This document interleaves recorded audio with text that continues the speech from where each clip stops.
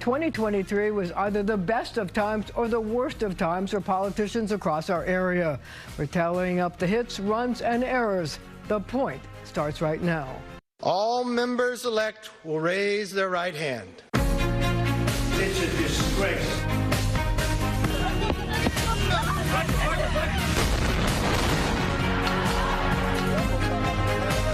We are going to have open doors to them, not close the doors in their faces. Anything to say to the families?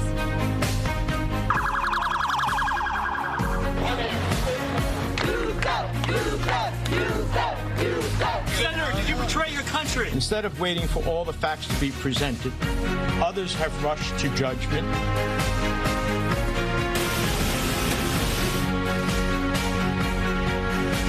There's a new sheriff in town. And with your help, we'll send those rats packing. This kind of fraud is as old as time. My client, Mr. Bankman-Fried, maintains his innocence.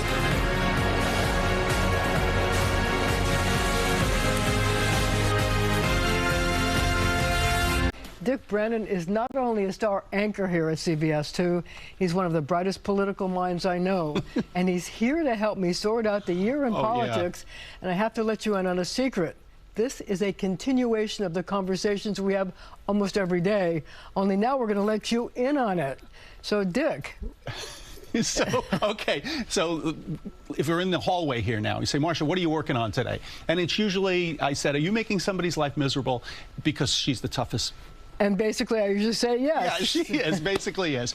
But, you know, just looking at that tape, you say to yourself, wow, that was just this year. And it feels like just the last few weeks, so many of these events just happen. And it's constant and it's relentless. And when you see the people who are saying what they feel about the next year, you can understand sometimes when people say, hey, it's hard to be positive when you see this all the time. But, you know, I guess Churchill, who said, you know, well, what's the alternative? You might as well be positive. Even if you're wrong, it's not so bad, you know? Well, I will say that one of the most, that Mayor Adams had probably one of the most difficult years because there was a combination of events, especially the migrant crisis. And we're going to listen to a soundbite from the mayor about how difficult it's been. This issue will destroy New York City. We got a $12 billion deficit that we're going to have to cut. Every service in this city is going to be impacted. There he is, Mayor Adams, describing what the city is facing. Do you think that he's handled it well? Do you think that he made a mistake in going to Washington and criticizing President Biden so intensely that it may have helped prevent us from getting money? Well, let's be fair here to start out with. I mean, this is one of the worst crises we've seen in the city, really in years and years, economic crisis. And when he says you're going to destroy the city, you can argue destroy, not destroy, budgetary, etc. But the point is this is an enormous crisis. And the answer really ultimately is in Washington. This is a federal problem. I mean, the migrant crisis, it used to be down at the border, then it hits New York City. Maybe it goes to New York State. It's going to other cities in this country. So going to Washington's not a bad idea. Ticking off the president, maybe not so much. But as the mayor of New York City, you have to be the one. He's the point guy, by the way, which is fair or unfair. He is the point guy. But we have senators, we have people here in New York, and yet he has to do the talking. But here's the question. Do you think that the other people involved have avoided the heat? Like, as you point out, Senator Schumer, Hakeem Jeffries, the minority leader. Powerful men, very powerful. And powerful in Washington. How have they avoided the criticism for not delivering for the city of New York, who they represent? Absolutely. And I think it's fair, and the criticism goes around. To the point about Mayor Adams and his style has always been, hey, and you famously dubbed him, if you want to talk about a year in review and a couple of years in review, when he walked into City Hall, you said, he's Mayor Swagger, right? I did. Mayor Swagger. And he still but does he still have that swagger? Well, that's a great question. The point is that Mayor Swagger, I think, would do very well in this town. We said it right then. Mayor Adams has always had the right qualities for the city. He's a New Yorker. He knows the city. He's tough. He's smart. He gets in front of a camera. He can say the right thing. He can be funny. He can be tough. All those things. But I have seen lately that he has pulled back a little. I mean, we only have one press conference a week. We have 12 people with him on the press conference. He's much more hesitant. And let's face it, New Yorkers don't want that. New Yorkers, for better or for worse, they don't want woe is me. That's not a good campaign slogan or a good messaging tactic. They want someone who's going to be out there. And the mayor is good at that, and yet now he's pulling back. So maybe the tactics aren't good. And you're absolutely right. Why is he the only voice? We got a lot of talkers in this town. Well, we also have a, and it's not just Schumer and Hakeem Jeffries. Absolutely. We have 26 congressmen from New York, most of whom are from New York City. So why aren't they delivering, and why aren't they screaming at the president of their party and saying, come on, you got to help us? Look, it's a very difficult question. You know the history of this. It started with Fiorello LaGuardia in '38 when he felt we have to help the homeless, okay? And that is such a noble goal, and that was his goal. And so he pushed this whole idea of getting in the idea that everyone deserves a home, and then it becomes law in 1980-81, and then the city is a sanctuary city. And okay, that's great. We should take care of people who come in. But did anyone ever imagine that this many people would be coming in? No, and that's why you're left with the problem. So the real question is, are presidential politics and running for office playing a role in the president's I don't want to say refusal, hesitancy, I'll use that word, to help New York because, you know, people don't like New York around the country, and he doesn't want to look like he's favoring New York when he has to run in 49 other states? Well, listen, the migrant crisis is a national crisis, period. Okay, it's no longer, you know, a border crisis. It's no longer a city crisis. It's hitting everywhere. And we know what's going on in some of these congressional districts just outside of New York City. There's a not in my backyard attitude about the migrant crisis. The governor doesn't want to necessarily expand where she's sending migrants or where the mayor might send migrants. So for the president, I mean, if he doesn't recognize that this is a national crisis, he's going to have a big problem on his hand next year. Well, so there's another problem, and that is state aid as well. And one of the things that I've been thinking about is the fact that the mayor had to order some very painful budget cuts. Cuts to the police, eliminating 5 police classes, cuts to fire, cuts to sanitation, which are all very important issues to voters. So my question is, why didn't he just call for tax hikes? You know, the city has the ability to raise taxes on real estate taxes, and it can charge increased fees. Fees. There's the word, fees. You know, so, I mean, what about red light cameras? Charge more. What about people who go through speeding cameras? Charge more. And what about all these properties that are not taxed? You know, they don't tax, you know, private universities, hospitals, sanitation, the Catholic Church, synagogues. There's tons and tons, billions of dollars worth of property that is non-taxable. Why don't you put them back on the tax rolls, or is that, you know, some kind of sacred cow? Well, I think it is a bit of a sacred cow, raising taxes. Particularly, the governor doesn't want any taxes raised. But you're right. There are fees. You could do things. But where's the imagination? You're absolutely right. There should be more imagination on this issue, and it can't be both. Marcia, we know this. When you're dealing with these deficits, and we know that OMB says they're bigger or smaller, and the mayor says they're bigger or smaller, and they have that argument, and he says 12 billion, and they say maybe it's not. Maybe the city council says the tax revenues are higher than you think. I mean, this is what you go through for all budget fights. But yes, and I think I said to you in one of our hallway conversations, ultimately, this is going to come down to, yes, there are going to be cuts, but then, yes, you better find other ways to raise money. But it's not just him that has to raise taxes. The governor could do it as well, because, you know, as we both know, the city has a limited number of things that it can get money from.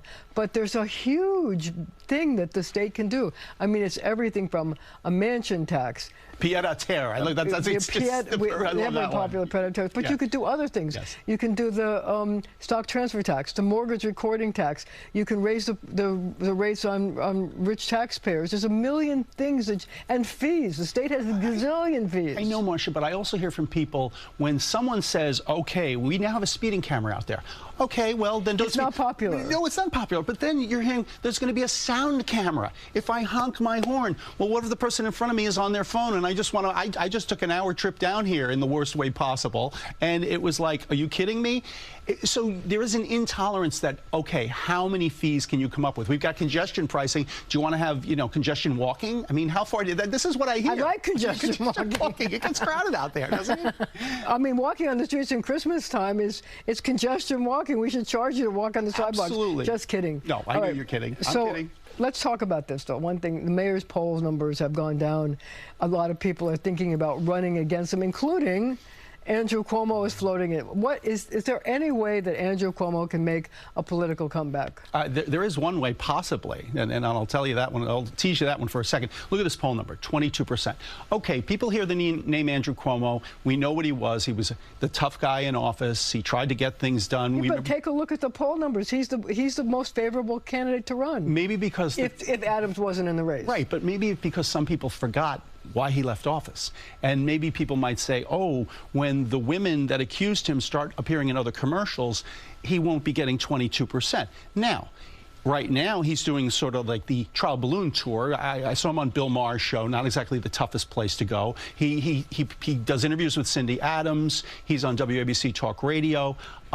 When he appears on this show, on this couch. He's a coward.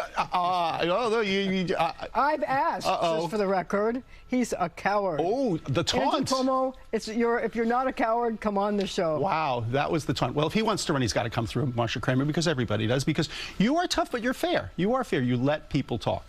So we're going to have to leave it right there for now, but we're going to be right back with so much more.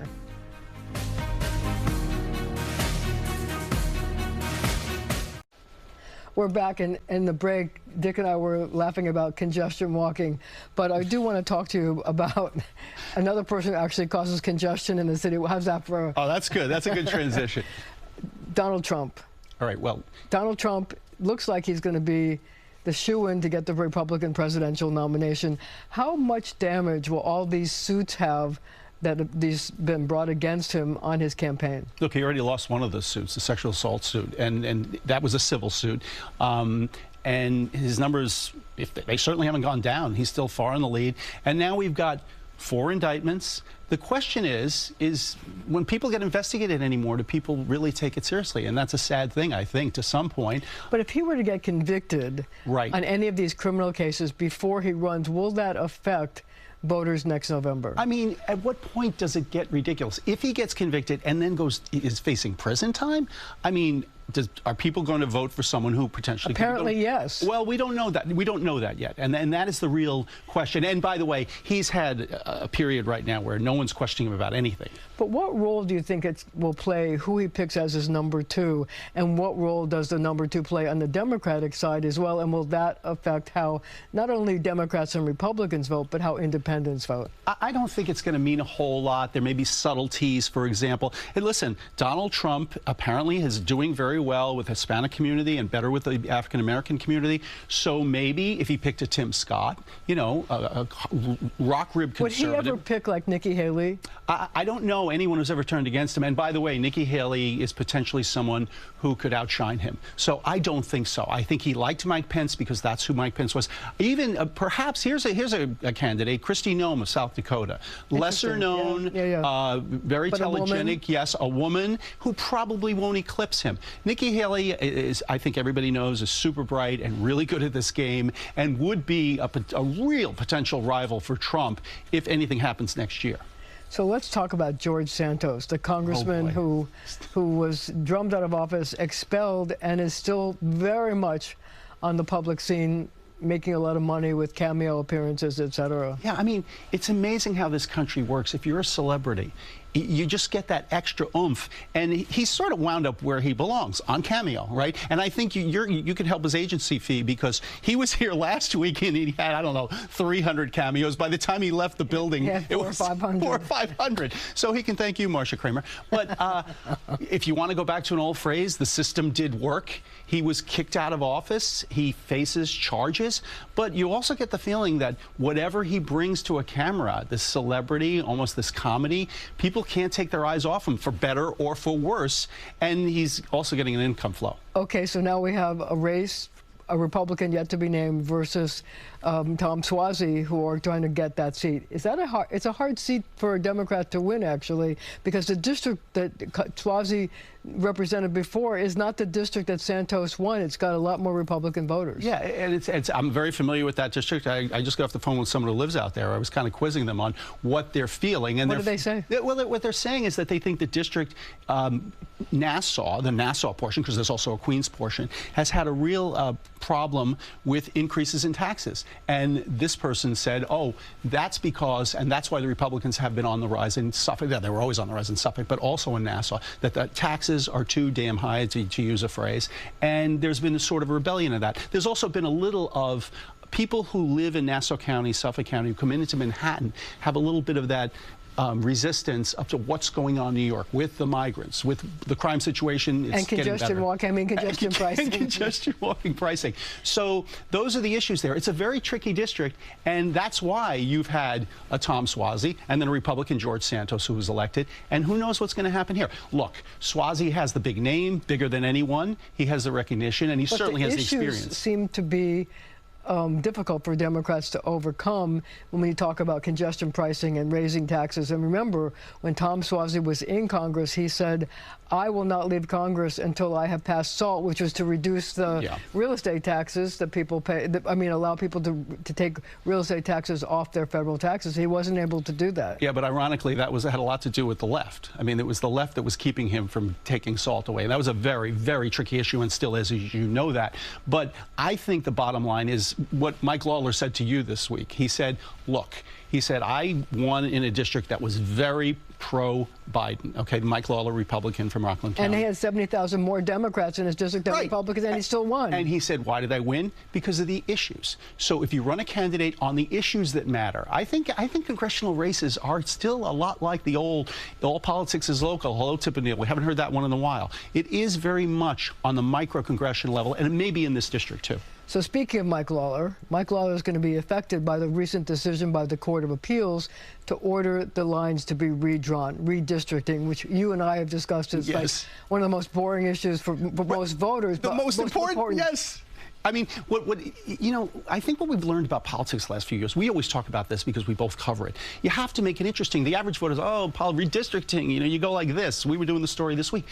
But politics is where all the power is. Look at what has happened to people's lives in this country. And with in this case, Supreme it could affect what happens in the House, who controls it. Absolutely. And how ironic. You have the state of New York, which says, hey, look, let's be fair here. Redistricting, Republicans and Democrats, who's ever in charge across this country, is basically going to, work the refs and get it in their favor. So let's be fair right off the bat. Both of them do it all across the country. In this case, the Democrats, they got caught by the judge and who said, hey, wait. Yeah, but they got to be really careful not to overtly gerrymander. I mean, in Nicole Malay-Takis district going all the way to Park Slope, remember that one? That was a good one. But what about Tom Suozzi's old district that went from Rye to Suffolk? To Suffolk. All around the coast. Yeah, I mean, the salamander was the original word where that came from, gerrymandering. So the bottom line is, but here you go. Now we have this independent commission. Well, it's got 5 Republicans, 5 Democrats. This is almost certainly going to wind up back in the State House. And so is it designed to fail again? Quite possibly. So what about, well, we have only a little bit of time left. Let's talk about Menendez, Bob Menendez. The charges that were filed against him seem pretty serious. And there are a number of people who are already talking about running against him, even if he does run for re-election, including the wife of the governor of New Jersey, Tammy Murphy. Yeah, I mean, listen, the state has been blue for a while, but we know the state can go back and forth, and that's always possible. Look at the environment. Murphy won by a very small percentage point in what could be considered a blue state for his re-election. So you look there and say, anybody, maybe Republican, maybe Democrat, something could happen there. And the thing about Menendez, I mean, he's in a tight spot, not just because of the... But remember the last time, we have about 30 seconds left, the last time that he did this, he got charged and he beat it. Yeah, he did. And then let's face it, the gold brick thing is tough because when people see a gold brick, then they immediately... Those gold bricks are going to kill They're going to get you. They make judgments. But you know what? It's always innocent until proven guilty. He proved it the last time, so we'll see. So we just, do you think that he has any shot at all? Oh, Menendez? Yeah. Everybody has a shot, but I think it's tough to come back from this one. Okay, we're going to have to leave it right there for now. But our conversation continues right after the show on our streaming channel of CBS News New York.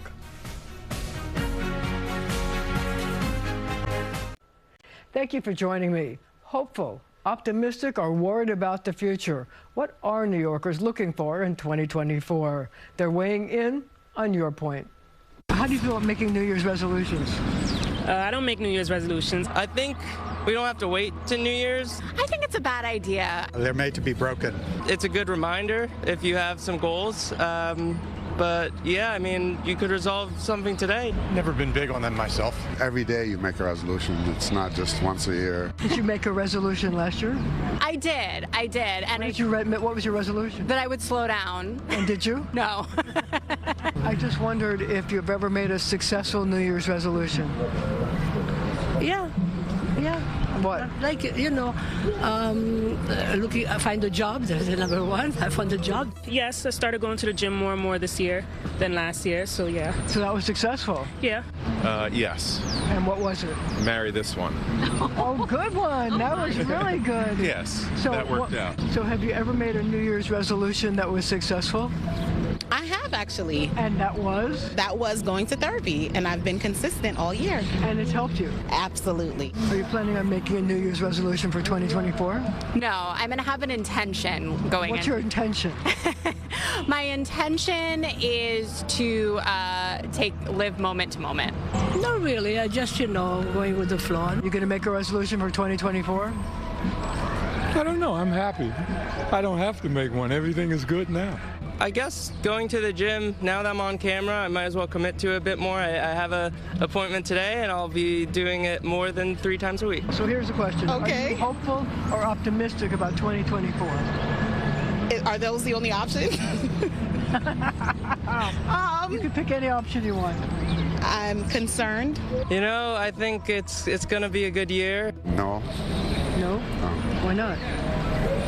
There's a lot of negative things happening. I mean, it's tough times right now with all that's going on in the world, but I think things are going to get better. Definitely. It has to be a better year than last year. Optimistic. Why? Because I always am. Am I hopeful or optimistic?